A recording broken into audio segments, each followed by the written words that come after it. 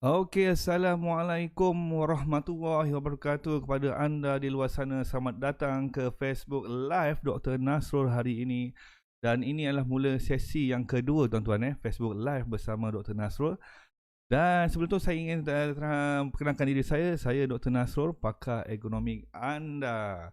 Dan sebelum kita mula, kita layan ini dulu, intro saya dulu. Okey, stay tune, jangan pergi ke mana-mana. Okey, stand by.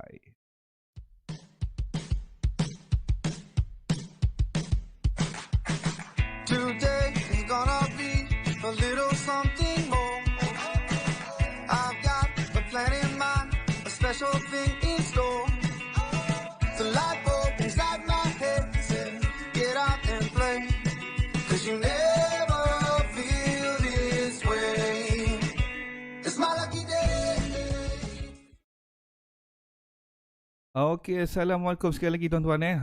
Okey, sekarang hari ini kita akan bincangkan topik berkaitan dengan ergonomik, iaitu bagaimana nak mulakan era di tempat kerja.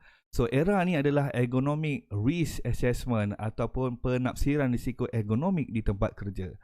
Okey, sebelum itu saya minta tuan-tuan dan puan share kepada rakan-rakan anda yang lain. Dan anda boleh terus berinteraksi sebarang pertanyaan, soalan kepada saya kepada ruangan komen yang disediakan di bawah. Okey. Okey. Inilah topik kita hari ini yang kita akan bincangkan bagaimana nak mulakan era di tempat kerja. Sekali lagi saya ingatkan, era adalah ergonomic risk assessment, iaitu penafsiran risiko ergonomik di tempat kerja. Okey. Dan kepada anda di luar sana, inilah permulaan era yang saya akan bincangkan tentang garis panduan yang baru yang diberi nama sebagai Guideline on Ergonomic Risk Assessment di tempat kerja, dan bagaimana kita nak mulakan era dengan langkah-langkah proaktif dan juga langkah-langkah reaktif. Dan hari ini bersama dengan saya, dalam beberapa jam yang akan datang ini, kita akan bersiaran langsung dengan topik yang kita akan bincangkan hari ini. Okey. Anda boleh bertanyakan sebarang soalan jika anda ingin tanyakan di bawah di sana. Okey, jangan malu dan jangan sesegan. Okey.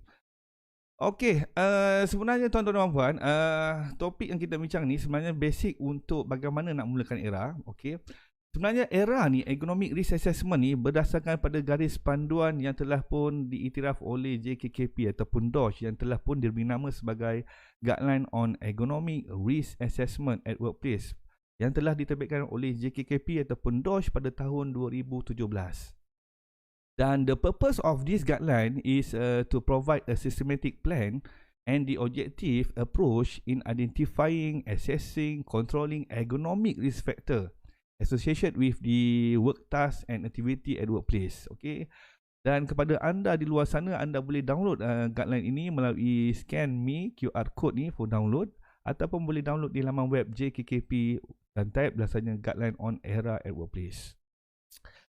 Okey, sebelum tu saya nak terangkan objektif untuk ergonomic risk assessment ni ataupun penafsiran risiko ergonomik di tempat kerja ini adalah mempunyai 3 objektif. Yang pertama adalah nak identify the most ergonomic risk factor that may cause of the harm to the employee. Kita nak identify apakah ergonomic risk factor yang terdapat di tempat kerja.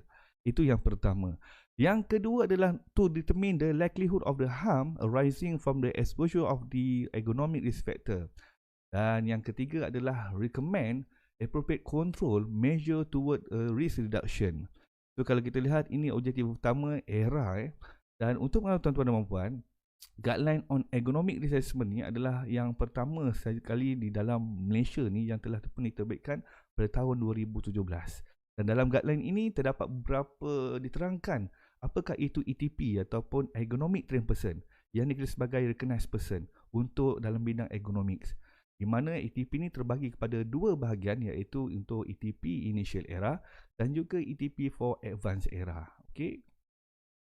Dan jika anda ada persoalan nak tanya saya berkaitan dengan topik-topik yang saya bincangkan ini, tuan-tuan dan puan boleh komen di bawah tu, dan insyaAllah saya akan jawab pertanyaan tuan-tuan dan puan dalam sesi soal jawab nanti.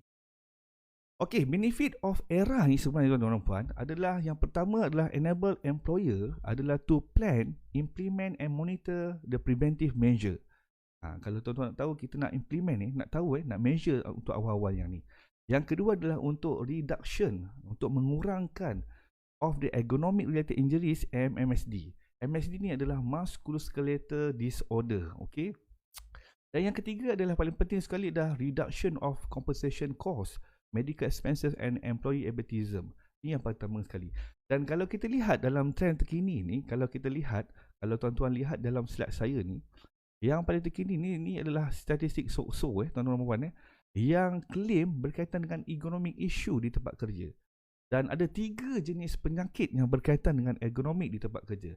Yang pertama yang selalu pekerja-pekerja claim adalah PID lumbar, iaitu seperti prolapse disc, slip disc dan orang kata seperti yang lain-lain juga.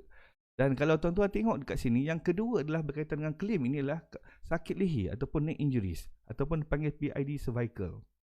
Dan yang ketiga adalah berkaitan dengan pergelangan tangan, iaitu carpal tunnel syndrome.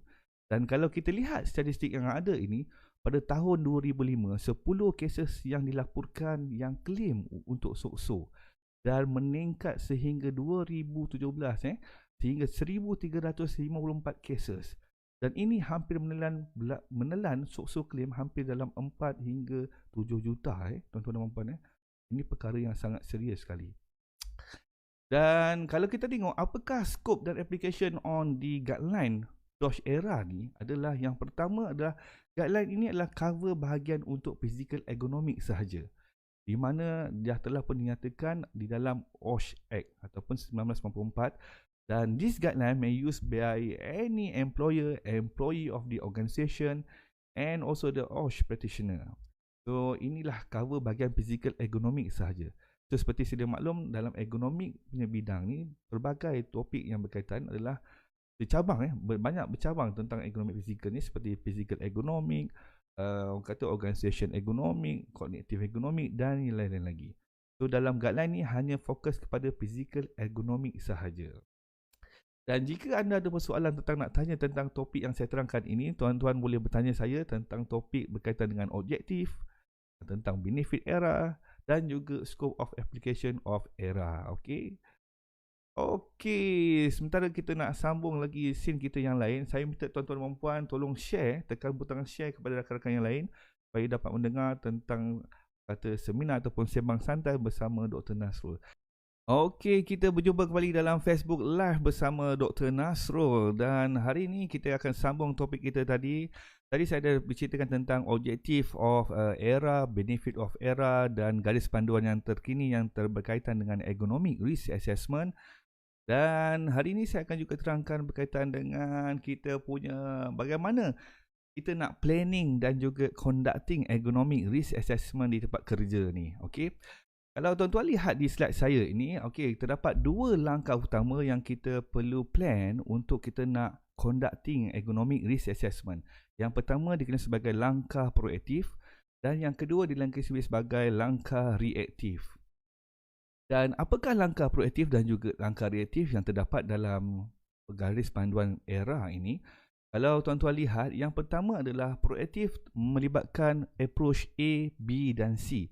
So apakah A dan B dan C? Mari saya tunjukkan.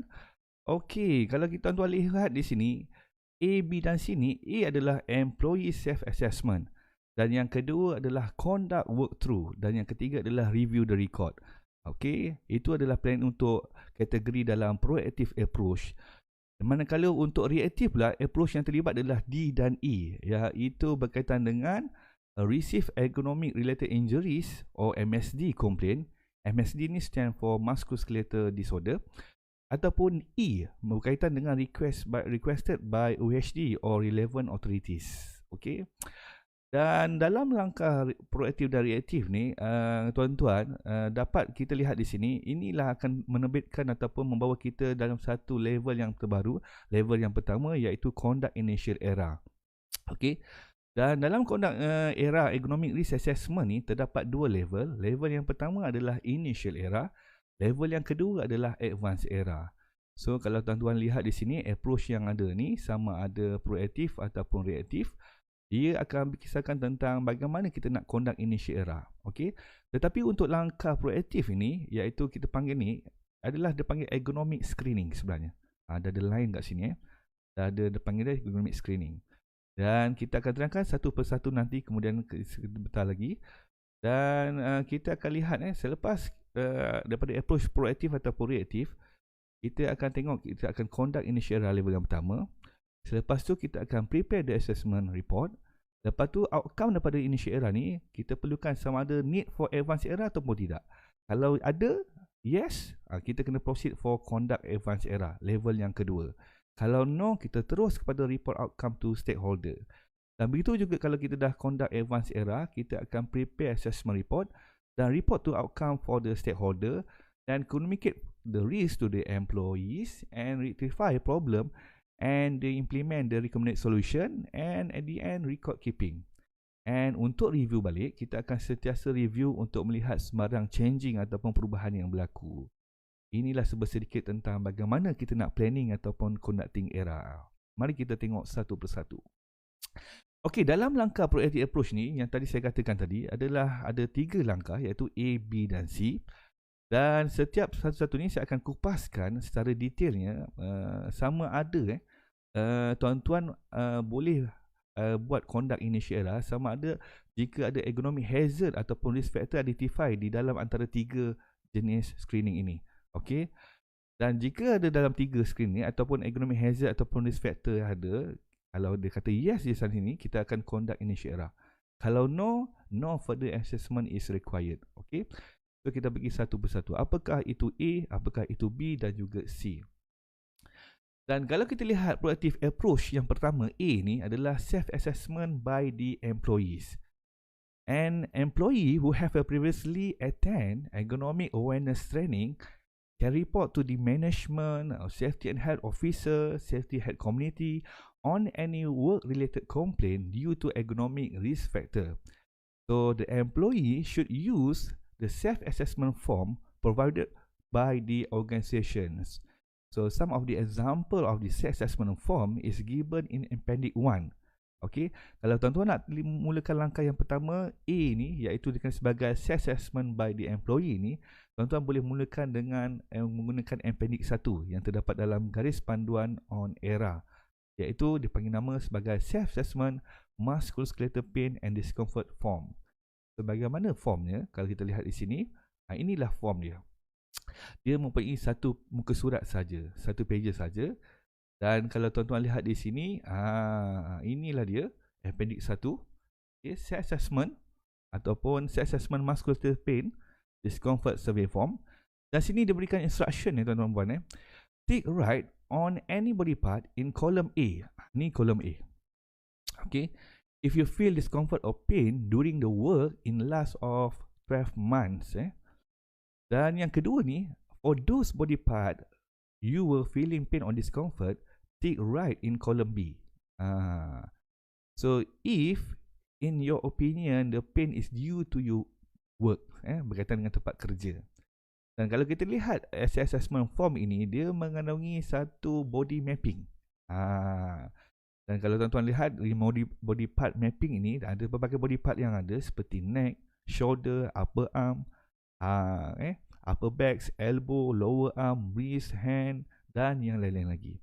Dan dia terbagikan pada 2 kolom ini, iaitu yang pertama kolom I have a pain discomfort for the following body part, dan yang kedua I think the pain of discomfort come from works.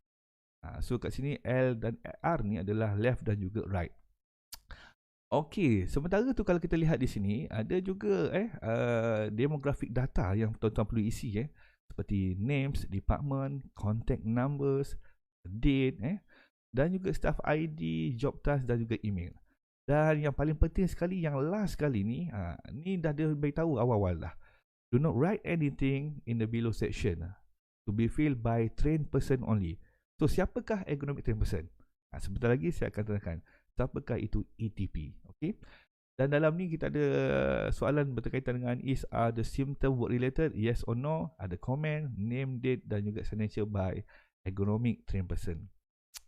Okey, yang pertama sekali saya nak terangkan yang paling penting dalam mapping ini, dalam appendix 1 ni, jika pekerja mengadu kesakitan ataupun kecederaan tidak selesa di tempat kerja, kita tick saja mana body part yang ada sakit. Yang ni digunakan, kita akan gunakan orang kata selepas orang kata dalam masa 12 bulan yang lepas. Dan jika dia kata sakit, contoh saya bagi contoh, jika dia kata sakit leher, okay, 12 bulan yang lepas, Tapi bila kita tanya soalan yang kolom B pula, dia kata I think pain discomfort come from work. Adakah kesakitan ataupun kecederaan ataupun ketidakselsaan itu datangnya daripada tempat kerja? Kalau dia tick yes, kita tick je yes. Ya, dia kata ya. Dan untuk pengetahuan tuan-tuan dan puan, jika ada sebarang tanda di bahagian sini, salah satu, tak kisah mana-mana body part yang terlibat pun, tuan-tuan kena proceed buat conduct initiate error. Itu rule dia.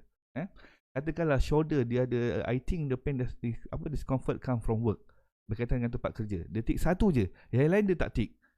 Jadi kita kena proceed for initiate error. Itu dia punya rule dia. Kalau dia tanda banyak lah. Kalau dia tanda sikit lah. Dan kalau come from work saja, tuan-tuan dah kena buat proceed, kena buat conduct initial error. Itu rule dia. Itulah approach A, self-assessment by employee. Kita gunakan appendix yang pertama, iaitu self-assessment musculoskeletal pain ataupun discomfort survey form. Untuk langkah proactive approach yang B pula, kita melalui proses walkthrough inspection by the trained person. So a trained person can initiate an error by conducting a walkthrough. So siapakah ergonomic trained person? Ni ramai yang tak tahu Sebenarnya ergonomic trained person ni, kita tengok kat sini definisi dia. Ergonomic trained person is someone who have undergo the ergonomic risk assessment training and is able to conduct the assessment and or in-house training for the employees for the organisation. Ini berdasarkan pada garis panduan Guideline on Error at Workplace 2017. Dan untuk tuan-tuan dan puan, ergonomic trained person ini dikenali sebagai recognized person. So kalau tuan-tuan lihat di laman web DOSH ni, type saja recognized person ataupun recognized list, maka terkeluarlah bahagian tentang ergonomic trained person. Dan ergonomic trained person ini terbagi kepada dua level. Level yang pertama kita panggil dia ETP for initial error. Dan level yang kedua adalah kita panggil dia ETP for advanced error. Dan bagaimana nak dapatkan ETP ni, recognized person ni, ataupun nak dapatkan certificate for initial error level 1 dan juga advanced error level 2? Tuan-tuan boleh pergi kursus-kursus yang ditawarkan. Sekarang ni terdapat dalam 6 ataupun 7 training provider yang offer untuk membuat initial error dan juga advanced error, dan dilistedkan sebagai recognized person dalam laman web DOSH JKKP.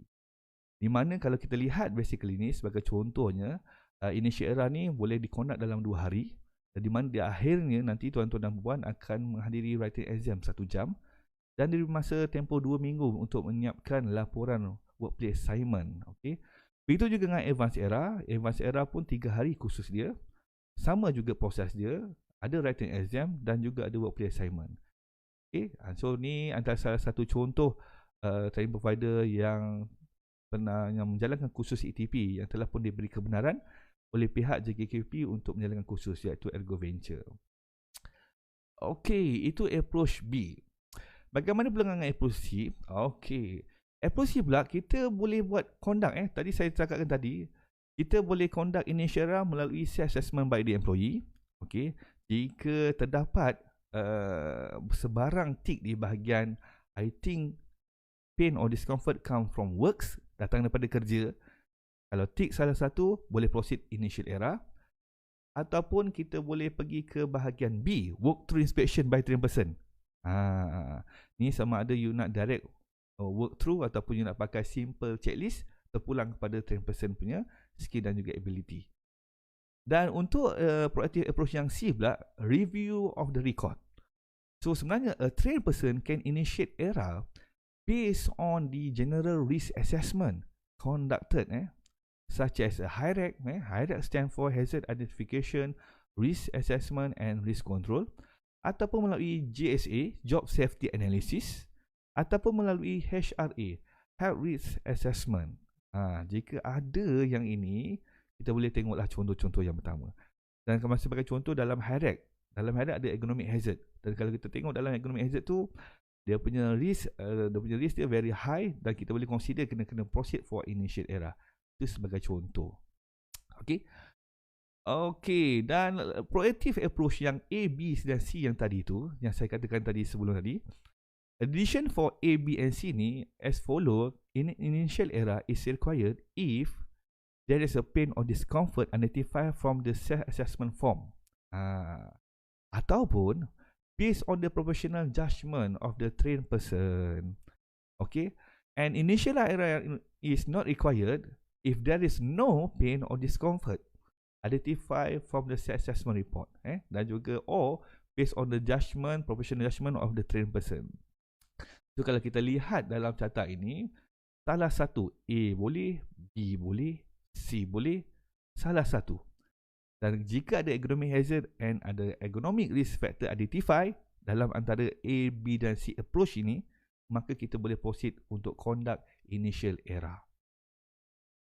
Dan jika tiada, no further assessment is required. Okay. Okey, jika anda ada soalan berkaitan tentang approach A, B dan C ni, boleh bertanyakan dalam ruang komen yang saya sediakan sebelum kita proceed dalam next yang modul yang akan datang ataupun kita punya topik yang akan datang ni. Lepas ni kita akan bincangkan tentang reactive approach D dan E. Okey. So sebelum tu kita rehat dulu. Okey tuan-tuan. Sebelum tu jika ada soalan sila komen. Okey. Tanyakan pada saya, insya-Allah saya akan jawab. Dan sebelum itu kita saksikan iklan ini dahulu. Okey, relax, santai-santai sahaja. Okey, assalamualaikum dan bertemu kembali dalam rancangan Facebook Live Dr. Nasrul. Okey, kepada anda di luar sana yang baru join, saya ucapkan selamat datang ke Facebook Live saya. Dan jika ada soalan, sebarang soalan ingin bertanya, tuan-tuan boleh bertanyakan di ruangan komen yang disediakan. Okey, insya-Allah saya akan jawab. Okey. Kita sambung dalam bahagian kita punya tadi. Okey. Seperti yang tuan-tuan sedia maklum, untuk kita nak memulakan economic risk assessment di tempat kerja ini, terdapat dua langkah approach. Yang pertama dipanggil sebagai proactive approach, yang kedua adalah reactive approach. Okey. Dan tadi proactive approach terdapat tiga bahagian, iaitu A, B dan C. Dan kali ini kita akan kupaskan isu berkaitan dengan reactive approach D dan E. Okey. Untuk langkah reactive approach pula terdiri daripada D dan E. Apakah itu D dan E? Mari kita lihat. Okey, D dan E ni adalah D, receive economic related injuries or MSD complaint. Dan yang E adalah requested by OHD or relevant authorities. Okey. Barulah kita boleh buat conduct initial error. Okey. Okey, untuk reactive approach D adalah economic related injury and MSD complaint. So after a trained person have received a complaint related to MSD from any of the employees, he or she should initiate an initial error. Okay. So MSD tadi adalah musculoskeletal disorder. Okay. So there should be a formal complaint by the employee related to the ergonomic disorder and conviction that the problem arises from the ergonomic risk factor. An example of the complaint form is given in Appendix 2. Appendix 2 yang ini sebagai ergonomic and musculoskeletal pain or discomfort complaint form. So Appendix 2 ni tuan-tuan boleh dapati dalam guideline on ERA di laman web DOSH. Okay. Dan inilah bentuk dalam Appendix 2, ergonomic and musculoskeletal pain or discomfort complaint forms. Dan kalau tuan-tuan lihat di sini, saya besarkan sedikit. Okay, so kalau tuan-tuan tengok, inilah Appendix 2. Okey, dia berbentuk soalan complaint form. Okey, di mana tuan-tuan kena, this form can be filled out by any employee of the company or the organizations. So this form should be used for any work-related complaint on physical ergonomic and or musculoskeletal or pain. So ergonomic problem include any workstation of work practice which could contribute to musculoskeletal disorder or pain. So tuan-tuan kena isilah tuan-tuan kena isi date, name, department, contact number, staff ID, job task title, email dan juga address. Okay. Dan untuk ada 3 jenis soalan yang dalam complaint form ni. Kalau tuan-tuan tengok, yang pertama kalau tengok, please briefly describe the nature of the complaint and any potential causes. So, soalan yang pertama adalah what is the nature of the problems? Okay, apakah masalah problem utama yang berkaitan dengan ergonomik ni? Okay. So nombor 2 adalah where is the problem experience. Kat mana tempat problem tu experience? Sama ada workstation, modification dan sebagainya. Dan yang ketiga adalah berkaitan dengan when was the problem first experience. So dan ada juga soalan-soalan tambahan, if we need to contact you in order to discuss about your complaint, so when is the best time to reach you? Ni just additional sajalah. Dan kalau tuan-tuan nampak kat sini, so that we can respond promptly for the please return this form to ni name of the trained person, email, contact number of the trained person. So di bawah sekali ni, kalau tuan-tuan perasan, do not write anything in the below section to be filled up by the trained person only. Ni file number that receive, ni boleh simpan lah dalam record keeping kita. Dan juga ada is the nature of the complaint economic related, yes and no dan sebagainya. Okay, itulah contoh-contoh appendix yang kedua melalui approach D, iaitu economic related injury and MSD complaint. Kita pergi pula bahagian reactive approach yang E pula adalah berkaitan dengan request by OHD or relevant authorities. Initial error should be initiate request by OHD or relevant authorities such as a DOJ or SOCSO. Kebiasaannya kalau DOJ ataupun JKP datang tempat kerja kita, kadang dia minta buat economic assessment, sama ada nak buktikan majikan dah buat ke belum. Okey, ataupun SOCSO. Kebiasaan kalau SOCSO claim berkaitan dengan economic issue, dia akan minta economic work assessment report yang terkandung dalam economic risk assessment. Okey. Dan for the D and E ni, an initial error should be conduct without the need for assess claim of the economic risk. Dan selain pada OHD dan juga relevant authority seperti DOJ dan juga SOCSO, kadang-kadang diminta oleh klien melalui vendor dan sebagainya, dan kita perlu buat economic risk assessment. Dan kepada mereka yang ingin sertai SOHAP program, kita kebiasaannya kita tahu SOHAP program ni terbagi kepada 3 jenis hazard. Yang pertama chemical hazard, yang kedua noise hazard, dan yang ketiga adalah economics. So dalam economic ni tuan-tuan boleh fokuskanlah dalam untuk SOHAP program ini, di mana ada 5 level yang tuan-tuan perlu capai. Dan dalam SOHAP economic ni tuan-tuan perlu buat initial error dan juga perlu buat advance error di tempat kerja. Okay?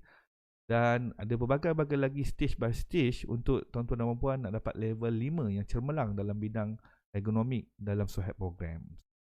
Okey, jika ada soalan yang berkaitan dan ingin bertanyakan tentang reactive approach D dan E ataupun tentang proactive approach tadi, A, B dan C, tuan-tuan boleh komen di bawah sini dulu. Dan sebelum kita mulakan, jika ada persoalan, tanya sahaja. Dan kita rehat dulu, tuan-tuan dan puan, kita rehat dulu sebentar. Okey, kita rehat dulu sebentar, kita lihat iklan ini dahulu. Okey, tuan-tuan dan puan. Dan tuan-tuan boleh share, tekan button share dengan rakan-rakan yang lain. Okey, kita saksikan iklan ini dahulu. Stay tune, jangan ke mana-mana, stand by.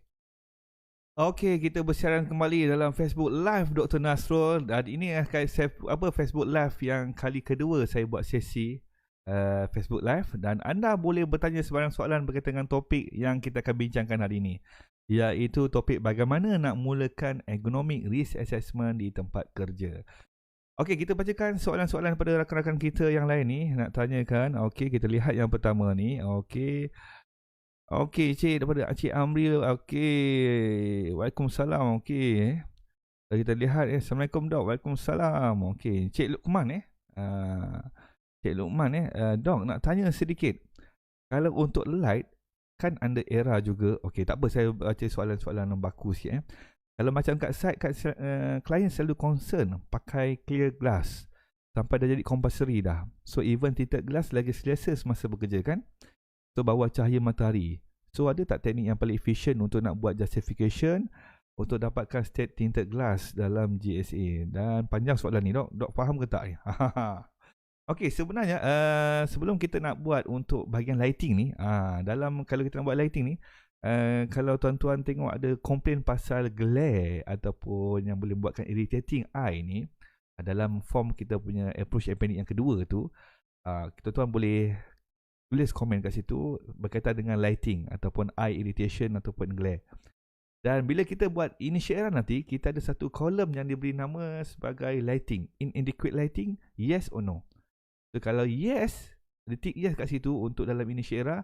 So you kena proceed for advanced era. So nak lagi justify bagaimana untuk lighting ni, kita kena buat lighting assessment.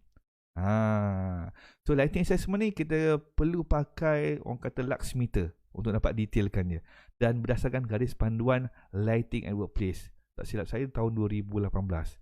Yang tu kalau tuan-tuan nak pergi akan datang detailnya. Kita ada general lighting, kita ada specific lighting, kita nak tengok glaring ni macam mana, kontras dia macam mana dan sebagainya. Tu tuan-tuan kena pergi in depth of khusus ETP Advanced Era special untuk workplace lighting assessment. Okay, tu panjang cerita lagi. So saya boleh dekat sini. So jawapannya adalah tuan-tuan kena buat Advanced Era lah. Fokuskan bahagian lighting assessment. Okay. Okay, yang lain. Cik Yusof Kadikun, besar mic doktor. Cik Yusof dah macam DJ era saya ni dah. Ataupun Hot FM. Memang DJ saya memang besar mic. Dulu kita pakai yang ni masa tak clear. Ni mic besar ni nak macam DJ sikit lah. So, selamat datang ke Konti DJ FB Dr. Nasrul. Okay. Aduh. Okay. Okay, kita sambung bahagian kita tadi. Saya review balik tuan-tuan dan puan. Saya review balik kita punya approach tadi. Okay, kalau kita lihat approach kita ni, sebelum kita nak conduct planning and conducting era ni, kita ada dua approach. Yang pertama proaktif dan juga yang kedua adalah reaktif. Dalam proaktif terdapat A, B dan C. A, B dan C. So A adalah self-assessment by employee, B adalah walk-through inspection by trained person, and C adalah review records. Itu langkah-langkah proactive approach. Dan untuk langkah reactive approach, dia ada D dan E pula. Okay, D itu adalah ergonomic related injuries or MSD complaint. Okay, dan E adalah bahagian requested by UHD or relevant authorities. Inilah bagaimana kita nak buat permulaan nak buat ergonomic risk assessment di tempat kerja. Sama ada langkah proaktif ataupun langkah reaktif. Kalau jika tiada sebarang komplain, kita boleh buatlah bahagian untuk proaktif. Okay, kita kena prevent sebelum terjadinya kecederaan yang berkaitan dengan ergonomic issue di tempat kerja. Dan kalau dah terjadinya berlakunya kecederaan, ramai pekerja yang mengadu sakit belakang, claim sok-sok dan sebagainya, kita perlu membuatkan langkah reactive approach, iaitu D dan juga E. Okey, itulah dia. Dan semua penafsiran psikoergonomik ni ataupun ergonomic risk assessment ni berdasarkan garis panduan yang telah diterbitkan oleh JKKP ataupun DOSH. Alert tak tuan-tuan dan puan tentang guideline ini? Guideline ini telah pun dikeluarkan telah pun diterbitkan pada tahun 2017. Dan dalam guideline ini telah terbitnya recognized person dalam bidang ergonomik, iaitu ergonomic trained person ETP. Dan seperti saya maklumkan tadi, ETP itu ada dua level. ETP adalah dua level, initial era level yang pertama, dan yang kedua adalah advanced era level yang kedua. Okey. Okey, kita sambung topik kita yang seterusnya adalah tentang level. Dalam guideline on ergonomic risk assessment ni, dia ada level-level dia yang saya katakan tadi. Okey, yang pertama kalau tuan-tuan lihat di sini, yang tadi kita belajar ni, okey, kita ada ergonomic screening. Pernah lihat tak yang ni ergonomic screening? Kita ada self-assessment, guna appendix 1, kita ada conduct walkthrough, dan kita juga ada review the record. Ini sebenarnya langkah proactive approach. Tetapi dalam guideline on ergonomic risk assessment, kita panggil sebagai ergonomic screening. Ini yang first. Langkah-langkah ni termasuk dalam langkah proaktif. Okay. Dan sebenarnya dalam guideline on era ni ada dapat dua level yang saya katakan tadi. Kita ada level yang pertama, initial era. Kita juga ada level yang kedua adalah advanced era. Okay. So dalam initial era ni, nak cerita panjang initial era ni, tuan-tuan kena pergi kursus ni 2 hari. Kena pass the writing exam. Dah pass writing exam, hantar workplace assignment berkaitan dengan initial era. Baru dah pas kedua-duanya, barulah tuan-tuan nama tuan disenaraikan sebagai recognized person untuk ergonomic trained person for initial era. So dalam initial era ni ada dua type of the assessment yang kita akan gunakan. Yang pertama kita panggil dia sebagai musculoskeletal assessment, dan yang kedua kita panggil dia sebagai ergonomic risk factor assessment yang menggunakan DOSH initial era checklist. Okay, ni initial era. Ni yang pertama. So untuk advanced era pula, level yang kedua, dia lagi pelbagai lagi yang kata pecahan dia lagi, mengikut risk factor yang terdapat daripada initial era, outcome dia. Kalau kena bahagian posture, bahagian reputation, motion, bahagian forceful exertion, kita kena buat advanced era for this assessment. Macam contoh kalau kena bahagian posture, so tuan-tuan kena buat posture assessment guna ruler ataupun rebah method. Apa tu ruler, apa tu rebah bukannya raba-raba ruler, rebah, wira, embora dan sebagainya. Ataupun tuan-tuan kena repetitive motion, kena buat repetitive advanced era untuk repetitive motion yang menggunakan Okra, Art Tool ataupun GSI. Okey.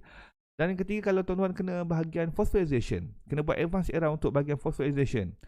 Tuan-tuan kena buat sama ada nak gunakan MAC, tool, Nair lifting equation lah, tuan-tuan nak guna RAPP, bergantung kepada type of manual handling activity di tempat kerja. Dan kalau kena bahagian office, spesifik pada office, workstation saja, office dan juga workstation design, kita boleh pakai ROSA. ROSA ni bukan penyanyi tuan-tuan dan puan. ROSA stand for Rapid Office Strain Assessment. Ataupun nak pakai Ofira, ataupun nak pakai tool-tool yang lain, Embora spesifiknya. Okey, contoh. Dan untuk advanced era seterusnya, kalau kena bagi lighting, tuan-tuan kena buatlah lighting assessment. Kena buatlah lighting assessment untuk menggunakan lux meter berdasarkan garis panduan lighting assessment. Kalau kena temperature, hot ataupun cold temperature, kita kena buat heat stress assessment. Okey, dan ini tuan-tuan boleh tengok guideline on heat stress management yang telah dikeluarkan oleh JKKP. Yang heat stress assessment ni ada dua jenis type of the assessment lah, tuan-tuan kena pakai. Yang pertama gunakan checklist dan yang kedua gunakan WBGT meter dia tu, yang detail dia. Dan jika terkena bahagian vibration, tuan-tuan kena buat vibration assessment, sama ada HAV, hand arm vibration, ataupun WBV, whole body vibration. Dan kalau kena bahagian ventilation, tuan-tuan kena buatlah IAQ. Yang IAQ ni dia ada dia punya computer person dia, iaitu IAQ assessor dia. Okay? IAQ stand for Indoor Air Quality. Dan jika kena bahagian noise, tuan-tuan kena buatlah, dia pun ada computer person juga, dia panggil noise risk assessor. Tuan-tuan kena buatlah noise risk monitoring dan sebagainya. Okay. So nampak tak, ini advanced era dia bagikan, terbagi kepada beberapa jenis risk factor yang terdapat di dalam advanced era ataupun dalam initial era. Okay. So itulah level of era. Okay, bermula pada ergonomic screening, pada ke initial era level yang pertama, dan seterusnya kepada advanced era level yang kedua. Okay, itu secara detail tentang advanced era. Okay, jika ada persoalan nak tanya, sila tanya. Jangan malu-malu, jangan segan. Hari ni kita live di rumah. Okay, kalau malu-malu bertanya, bolehlah nak WhatsApp, nak komen, nak apa, tanya saja, jangan malu segan. Sebabkan kita perintah berkurung di rumah, bertanya saja. Okey, jangan malu-malu, jangan segan-segan. Okey, kita pergi ke move next terusnya. Okey, move next terusnya. Sebelum kita nak buat ergonomic risk assessment tu, kita dah tahu langkah proaktif, kita dah tahu langkah reaktif. Jadi sekarang ni kita nak prepare bagaimana nak buat ergonomic risk assessment. Sama ada nak buat secara initial era ataupun advanced era. So dalam untuk nak preparing ni for assessment ni, required various consideration. Perlukan beberapa orang kata consideration lah, such as ada 3 jenis consideration yang tuan-tuan perlu tahu sebelum kita nak prepare buat ergonomic risk assessment di tempat kerja. Yang pertama adalah team formation. Yang pertama. Dan yang kedua adalah instrument, material, facilities yang tuan-tuan nak gunakan. Cukup tak cukup? Kadang-kadang tak ada tool pun tak guna juga. Ada ke doktor tool-tool yang kita nak guna dalam initial era dan juga advanced era? Ada, seperti goniometer, weight scale dan lain-lain lagi. Dan yang paling penting sekali, communication dan juga coordination. Bagaimana kita membuat initial era ni dengan langkah yang sangat tertib, dengan mengikut orang kata tertib dan teratur lah, dan smooth manner nanti. Okey, kita tengok langkah-langkah team formation ni. Ini langkah-langkahnya. Okay, implementation of the era required a teamwork and a good coordination. Yes, I'm agree on that. And the team should be led by a trained person who is the responsible for the overall management of the assessment. Jadi kalau tuan-tuan dah pergi kursus ETP initial era, dah pergi kursus ETP for advanced era, jadi tuan-tuan kena lead. Tuan-tuan kena lead. Dan dalam pastikan tuan-tuan lead tu, tuan-tuan ada team tu, tuan-tuan. Seperti OSH community. Lantiklah setiap bahagian department tu, seperti contoh department A, department B, department C. So ada wakil representatif daripada safety community, lantik mereka untuk nak membantu tuan-tuan collect data semasa nak buat initial era. ataupun semasa nak buat advanced era. Okay. So sebab apa perlu ada team formation? Okay. This is to ensure that the assessment is being conducted in a smooth and systematic manner. So katakanlah tuan-tuan nak buat economic assessment ni, nak buat initial era dulu, ataupun nak buat economic screening dulu. Katakanlah pekerja ada 200 orang pekerja. Takkan tuan-tuan seorang-seorang nak buat? Logik tak seorang nak buat? Kalau 200 orang pekerja, berapa lama ambil masa? By seorang je yang buat tu. Saya rasa sampai 3 bulan tu 3 bulan ke 4 bulan ke 5 bulan, bergantung kepada skill masing-masing. Jadi oleh itu, kalau tuan-tuan lantik di kalangan tuan-tuan ada OSH community sebagai wakil setiap department, dan mereka inilah yang akan membantu tuan-tuan collect data untuk appendix 1, untuk appendix 2, dan seterusnya untuk nak membuat CMQ assessment dan sebagainya. So ini sangat membantu tuan-tuan dan puan. Dan kalau boleh, safety community yang berada di tempat kerja pun, kalau ada lebih, tuan-tuan bolehlah invite mereka join kursus-kursus untuk Certified Ergonomic Training Person, di mana mereka juga boleh di-recognize person oleh BIDOSH ataupun JKKP. Okay? Tu contoh-contoh yang pertama. Team formation sangat penting. Jangan buat seorang-seorang. Kalau tak larat buat seorang-seorang, hire consultant saja. Senang, habis cerita. Okey, seterusnya tuan-tuan perlu ada instrumen, material dan facilities tu perlu ada. Apakah instrumen ataupun material ataupun facilities yang perlu ada? Sebelum kita nak buat initial era ataupun advanced era ni, tuan-tuan perlu ada alat nak ukur ni. Kalau nak buat initial era, nak ukur bahagian measure tool ataupun measure sudut body posture, nak measure bahagian neck angle, nak bahagian back posture dan sebagainya. Tuan-tuan nak measure bagaimana? Adakah alat-alat yang dia pakai? Ada. Alat ni alat dia. Kalau saya tunjukkan, ini alat dia. Inilah goniometer. Ni goniometer. Goniometer ni pun ada dua jenis. Ada analog dan juga ada digital. Okay. Yang ni nak ukur bahagian body posture, berapa neck bending, angle dia berapa, dan sebagainya. Dan yang kedua, kita nak tahu beban tu berapa kg. Jadi kita kena pakailah weight scale ataupun force gauge. Ni weight scale dia. Ini pun ada limit dia, sehingga maksimum 50 kg saja. Dan yang lain, tuan-tuan perlu adalah smartphone ataupun video camera. Sama ada kita nak record the video ataupun image capturing tool tu. Dan measurement tape dan lain-lain lagi. So kalau tuan-tuan lihat kat sini, inilah instrumen yang ada.